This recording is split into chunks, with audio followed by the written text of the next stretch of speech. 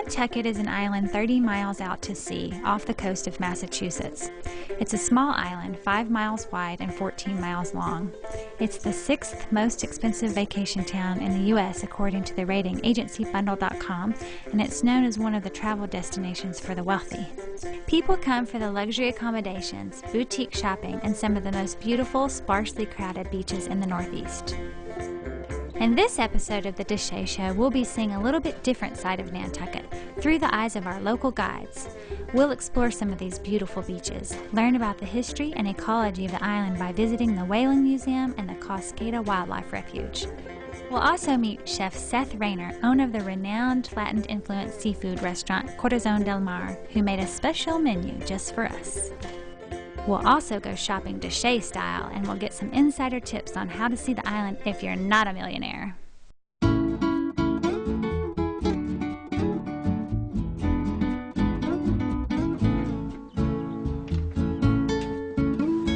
Hi, and welcome to Toad Hall. This is where we're staying our first few days in Nantucket with Julia, Mark, and Dominique, our guides.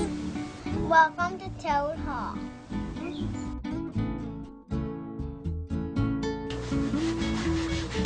I'm sure my hair looks fantastic right now.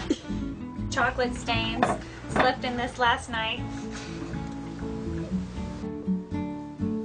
So we've just arrived to Poultice in Toad Hall, and we're staying with Julia, Dominique, and Mark, who've been here for generations and reside here in the summer.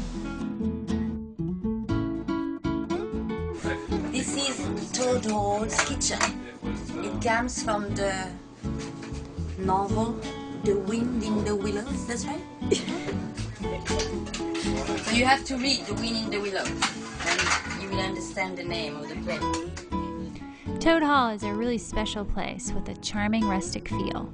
Nothing in the house has changed since the 50s, offering us a reminder of what life was like in Nantucket 60 years ago.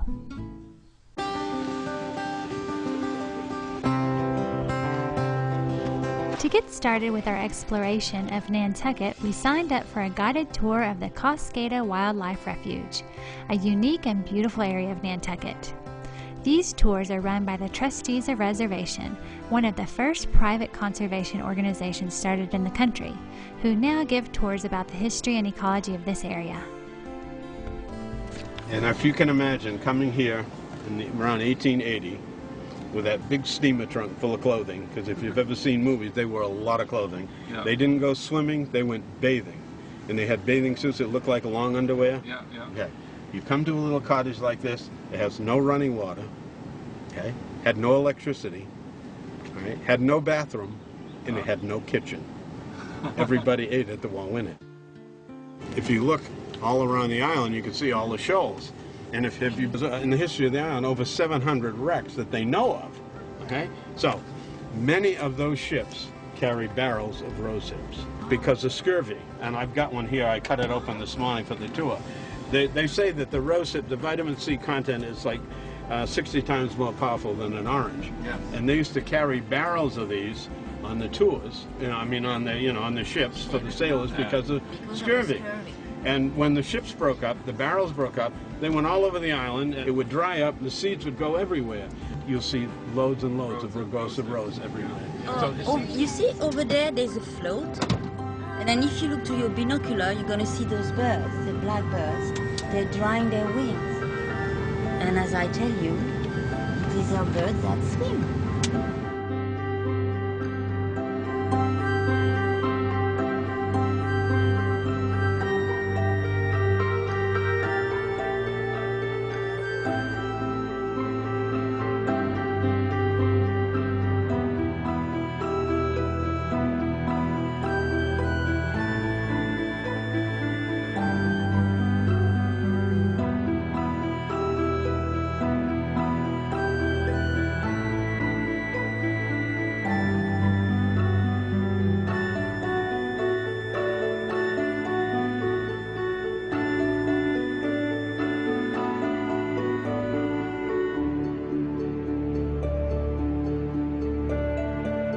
Our tour took us 6 miles through beautiful, unspoiled coastal wildlife, and we made it to the Great Point Lighthouse.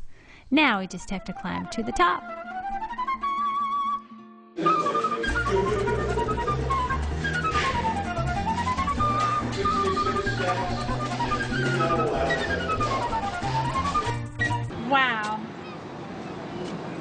This is really cool.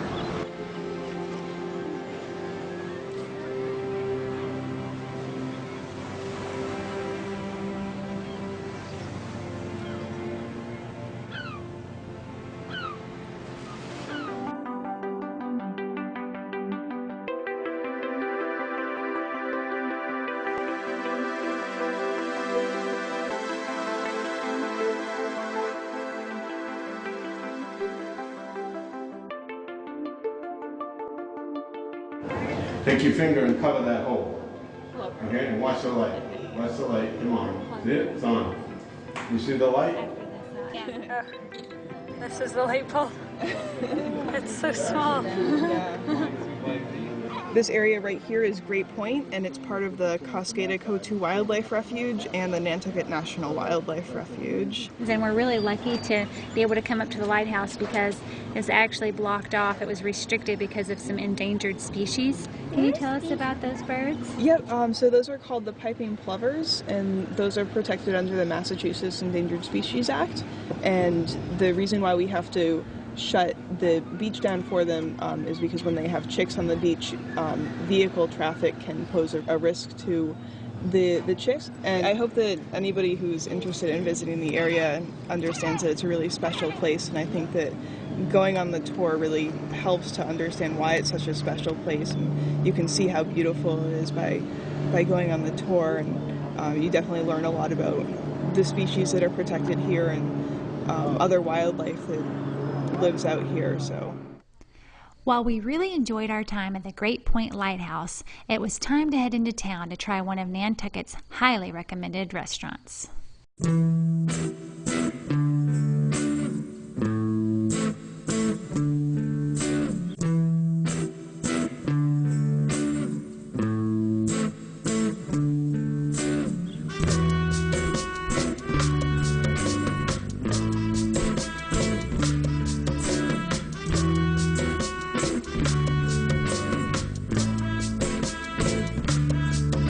So we're about to go into Corazon del Mar, and it's a Latin influenced seafood place, so I'm really excited. Hi, how's everybody doing? Katie, Matt, nice to meet you. Yeah, hi.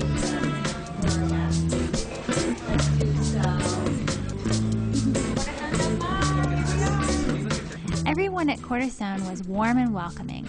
Chef and owner Seth Rayner explained our custom-made menu, highlighting their best dishes.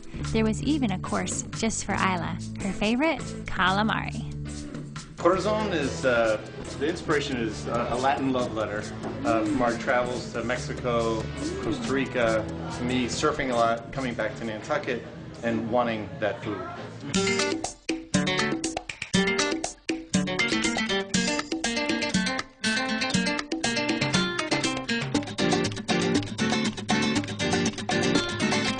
Divinity on the half shell.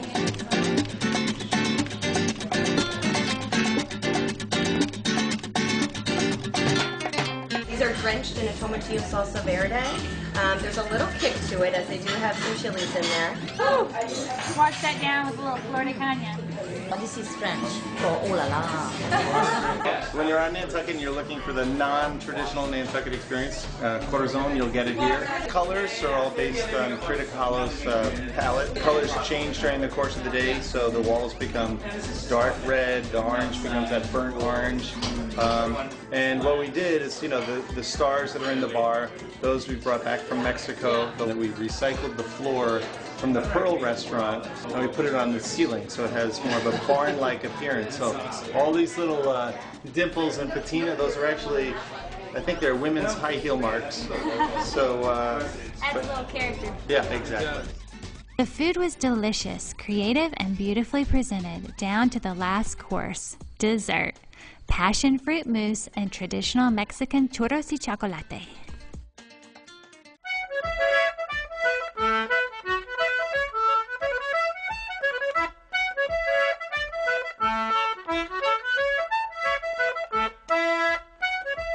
Our second day on the island, we decided to learn more about the history of whaling, so we headed off to the Whaling Museum, where we met Claire, our knowledgeable guide who shared the museum's original artifacts and told us about what life was like for a whaler on the island years ago. Thank you so much, Claire, for being our guide today. Oh, thank you for joining us. Whaling Museum. And so can you just give us a little bit of background? We have this gorgeous view, and just give us a little bit of history about the Whaling Museum. Sure. The roof walk that we're standing on right now is the only public roof walk that is here in the downtown area of Nantucket, and it's meant hopefully to kind of serve as a way for people to get a real sense of where they are out here 30 miles to sea. One good thing for families to know about is our Discovery Room, which is an excellent free-form creative space for children. Every day in July and August we have a craft activity in the afternoon. We make crafts that are based on artifacts in our collection, but year-round families can visit the Discovery Room and play with stuffed whales and building blocks and learn a little bit more about whales and their biology, as well as the life of a whaler and what it would have been like to go out to sea. The lifestyle of a whaler was pretty nasty. You would be often out to sea for 2 or 3 years, just in your little ship with, you know, a crew of 15, 20 other men, and it was pretty much a routine of boredom and then extreme constant labor. Once they caught a whale, they would go out into little boats, 6 men in a boat, trying to catch a whale, and they could be out to sea paddling miles away from their ship.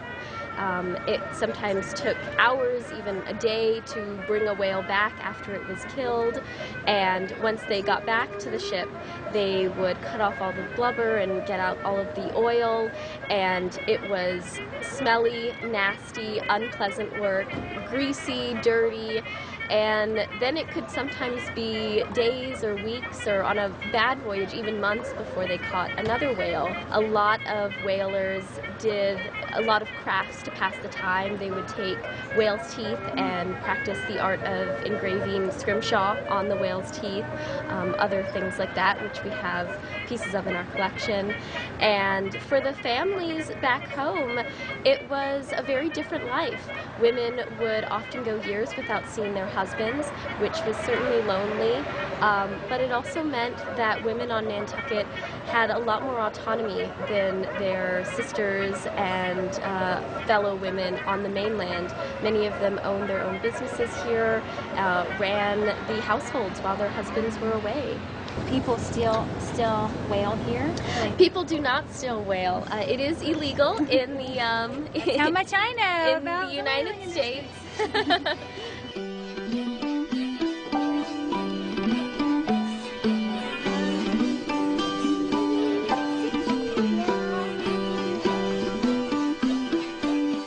After talking to Claire, we discovered the Cabinet of Curiosities. This room mirrors what an old museum would have had, an area with lots of different artifacts, which didn't necessarily relate to each other. The Whaling Museum has organized it to follow the alphabet, one artifact per letter.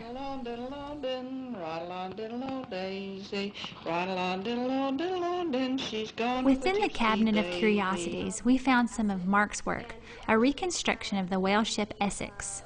Mark is a professional ship model builder, and the Whaling Museum commissioned him to make a model of the famous whale ship Essex. The story of the Essex is quite dramatic, and was actually the inspiration for Herman Melville's Moby Dick. The ship was attacked by a whale in the middle of the Pacific Ocean, sinking the ship and leaving its crew to wander the sea for 3 months in a small whaleboat, battling storms and starvation. In fact, one little detail, when the sperm whale rammed the ship, they were busy hammering nails. They were fixing a whaleboat. And it's sort of been discovered that that kind of a sound is an aggressive sound to sperm whales. Because there was another shipwreck that happened in the 20th century that was on a yacht that was rammed by a whale, and they were doing the same thing. They were pounding nails into something, and this dong dong dong sound can be interpreted as an aggressive sound. And so the sperm whale was enraged and rammed the ship. And how many survived in the end? Was it 5? 5 survived. And then the rest of them starved to death? Starved to death, or actually one of the terrible stories is when they decided, you know, somebody has to die so the rest of us can live. And so they drew straws. And it was the captain's nephew that drew the short straw. And the captain offered to take his place, and the nephew said, well, my lot is as good as any other. And he put his head down, and they... Oh, they had a gun? They shot him with a pistol, and they ate him. Well, thanks for that enlightening story. Yeah, well, that's... Let's go have some ice cream. We headed over to Nantucket Ice Cream, home of the famous Juice Guys and Nantucket Nectars. This is the worst part. In the morning, the ice cream's super, super hard, so you gotta really dig. It's a good workout, too. Get ice cream arm. I just put in a little bee pollen, peanut butter, whey protein. There's usually a line out the door.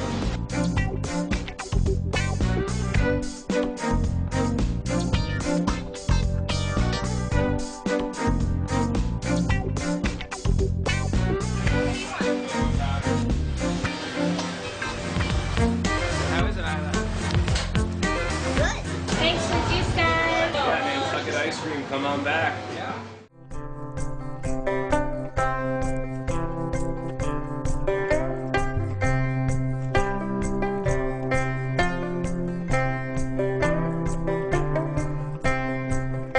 With our smoothies in hand, we took a break and looked out over the harbor in the heart of the town. Quack, quack. We then followed Mark, who wanted to show us some of the best, most hidden art studios on the island and meet some of the artists working there. So this was an old scallop shanty. It was originally owned by the Andrews family, the last of the old Nantucket watermen. And he kept all his fishing gear here. And for many years it sat pretty decrepit, junk all over the place. So after George died, fixed it up and put new pilings under it, reshingled it, and got it into the shape it's in now. And it's still used during scalloping season.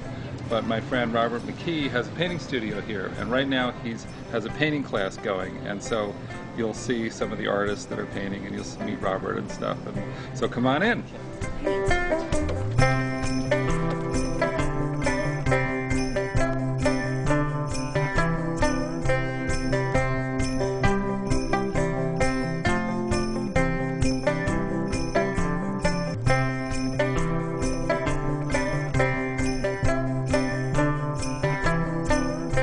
They got to come here because this place is so for real. Well, this is what it used to be like here. This is Robert McKee. He's a longtime Nantucket resident, scalloper, jack of all trades, and now a painter for quite some years. Not now a painter, still a painter. Still a painter. I'll let you tell that part of the story. Finally, late in his life, he's been blessed with probably the best studio that Nantucket Island has to offer. That's true. Which is this particular place.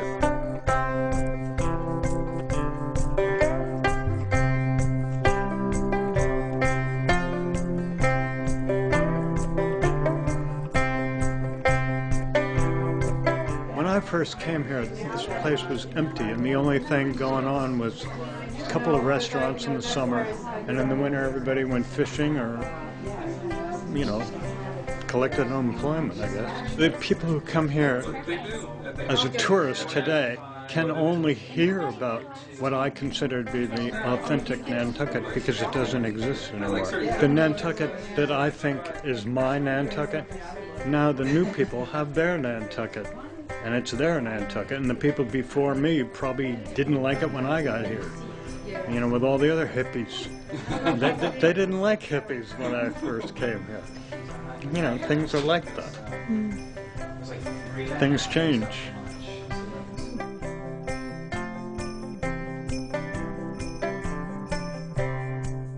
You can't go on vacation without a little shopping, but we thought we'd skip all the expensive shops and do it Desha style. So instead, Juliet took us to one of her favorite places to shop. So we're driving out to Nantucket. That's where the dump is. Nantucket is a part of the island, and in the Native American language it means the Badlands, and that happens to be where the modern day dump is. Let's go to the dump.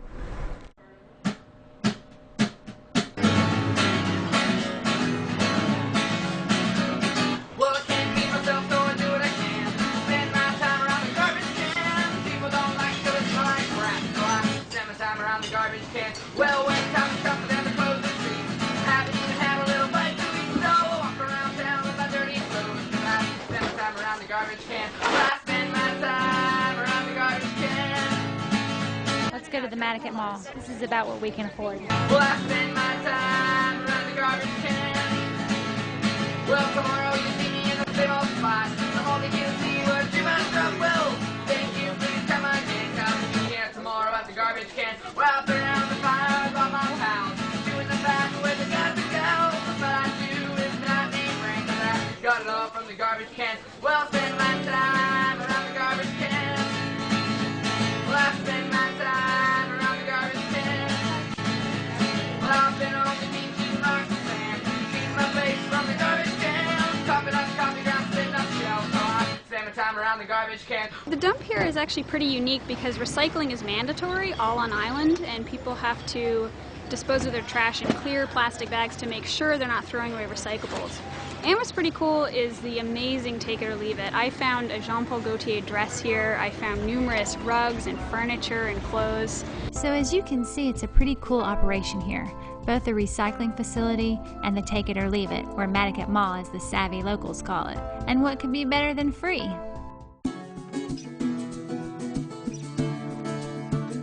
Biking is a big part of island life, so we thought we'd give it a try and rent some bikes from Young's Bike Shop. So this is Harvey, Young's Bike Shop, and this shop's been around since 1931, is that right? Well, it started by my grandfather in 1931, yes. And he was Harvey Young also. Wow, and so you're just carrying on the legacy. Trying to carry on the legacy. Well, it's a wonderful place to use a bike. It's not very big. You don't have to go very far. We don't have mountains. Yeah. A lot of bicycle paths. It's a wonderful place to tour on a bike. Although several places in town rent bikes on the island, Young's has a great selection, friendly staff, and can deliver the bikes to your house or hotel. And that's my dad when he was around 10 years old in the early 30s. That sign in the corner Yeah. Ride a bike. is this sign. Right there. Yeah. Are you serious? And so that sign's about 75 years old. My grandfather made this sign back in the 30s. And every morning I get to take it out. And at the end of the day, we get to bring it in. And there it is, all ready for tomorrow. There are many bike paths on Nantucket, taking you to each end of the island. We decided to head over to Sconset, a cute little village on the east end of the island.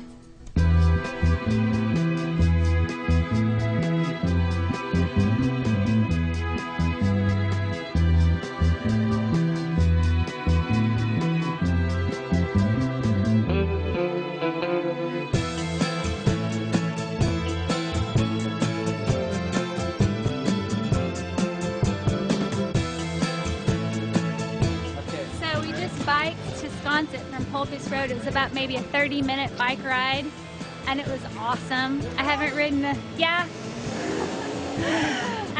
bike in a long time, but it's pretty easy. And these bikes they have a really cushiony seat. Bikes from Young's. Thanks, Young's. Great bike ride. I highly recommend seeing Nantucket on a bike. How But was you it? were like squeezing on the bike, and it was fun. Now, did you pedal? Yeah, when you're done, I'm just going to have you... Did you pedal or did you let Daddy do the whole thing? Oh, no, we can lock it right there. Well, I pedal a lot, but then I stopped.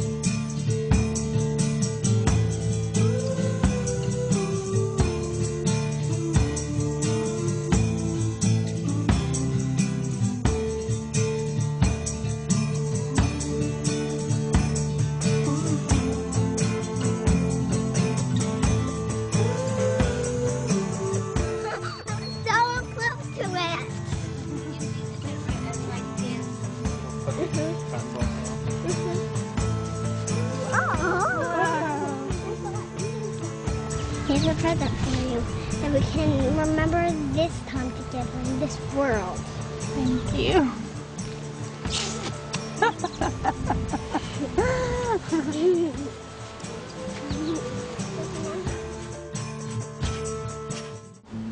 Here we are in Sconset, and we've been taking walks down these cute little paths here, and I've noticed there's lots of plaques above the homes.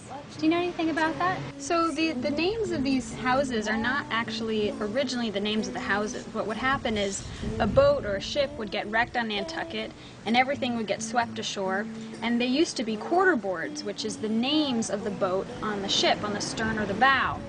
And the residents of Sconset and elsewhere on Nantucket would take these quarter boards and put them up on their houses. So originally, these names were the names of ships that got wrecked in Nantucket. And now people make up their own cute little names for their houses to keep that tradition alive. Cute.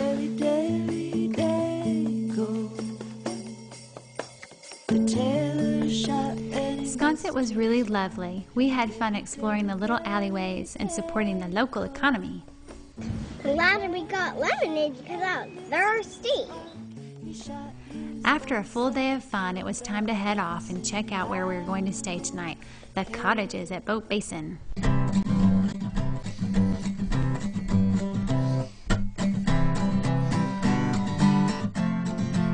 Welcome to the cottages. Thank you. We have 29 cottages.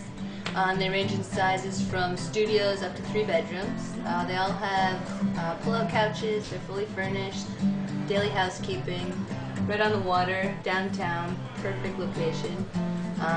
Some of them are pet-friendly as well, which is a huge draw to a lot of our guests.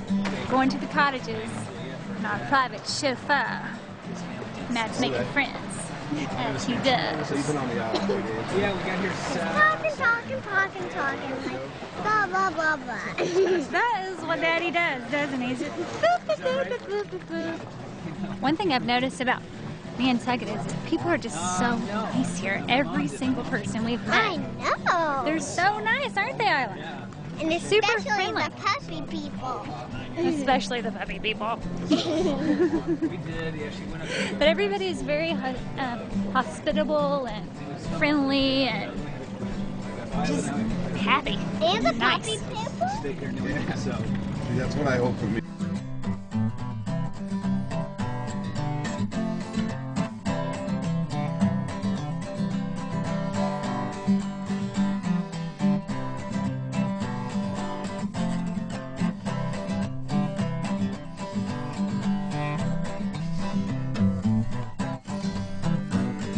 If you're not lucky enough to know people right on the island that you can stay with, like we are, you can come to the cottages and have a beautiful experience as well, like we're going to have tonight.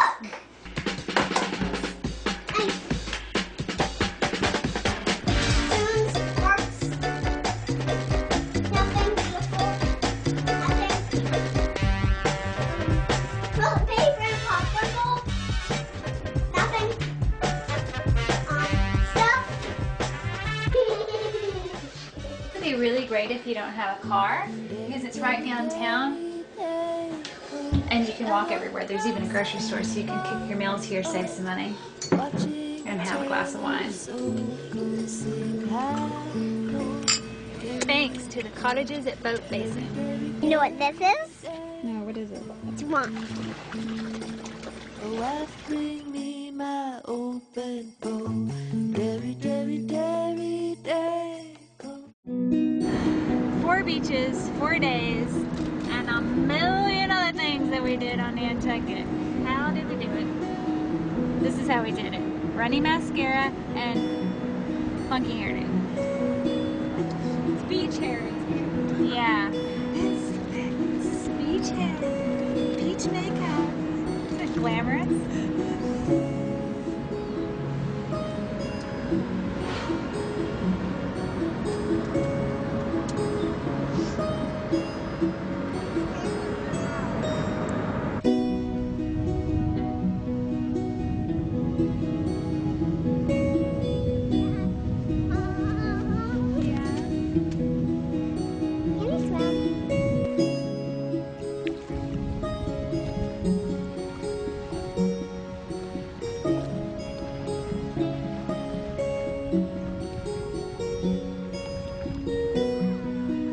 Mascara all over my face. So, this is the Desha show, and every Desha show, even in Nantucket, we do a little sweet spot interview.